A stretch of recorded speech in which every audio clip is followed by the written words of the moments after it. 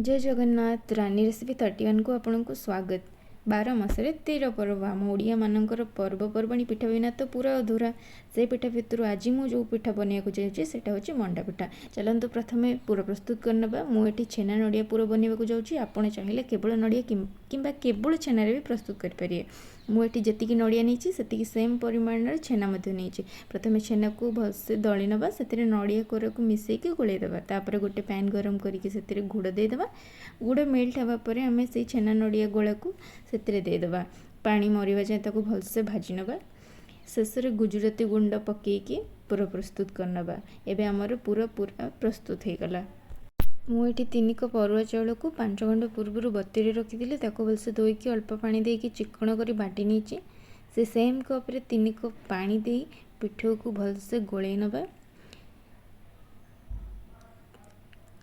से same cup रे मापिकी 3 cup पानी देकी आमे पानी को गरम करनवा। स्वाद अनुसार किसी लुण देदेबा। तापर ताको भी भलसे गोलै नवा। तापर से पिठो को आमे धीरे धीरे कर ढाल नवा।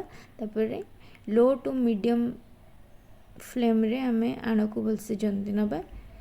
जंतुणीटा मन रखु बहुत भल हवा जरूरी, कारण जंतुणी भल हेले पिठाटी सॉफ्ट हम। जितेबाला आपणकर कढ़ई छाड़ा स्टार्ट कर जाने जंतुणी प्रस्तुत हो गला। जंतुणी को आउ गोटे जगह को काढ़ी नवा। तापर आमे पिठा प्रस्तुत स्टार्ट करवा।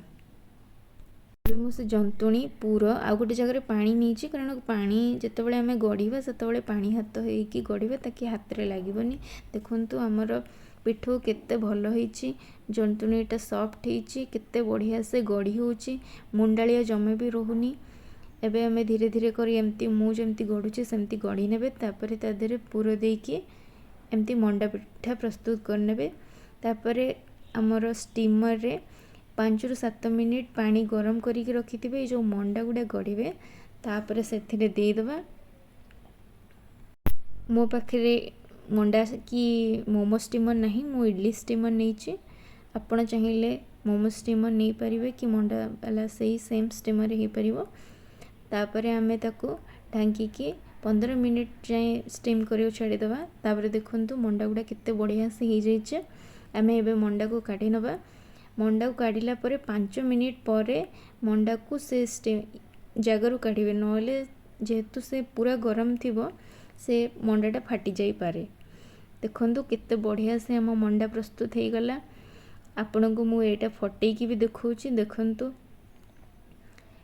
देखंतु केते बढ़िया से फाटुची, केते सॉफ्ट होईची, पूरा भी केते बढ़िया लगुची।